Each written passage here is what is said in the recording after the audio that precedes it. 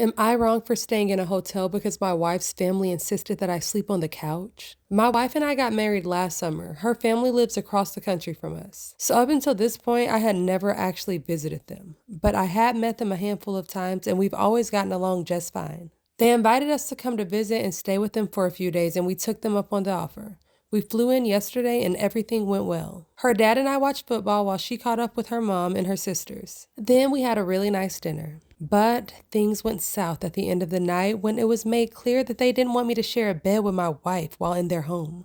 They said that they expected me to sleep on the couch. I honestly thought they were joking at first, but they insisted we sleep separately. I had a problem with the implication that I shouldn't be allowed to sleep next to my wife. And I also have a bad back, and the couch did not look the least bit comfortable. After arguing back and forth for a bit, I decided to leave and book a hotel.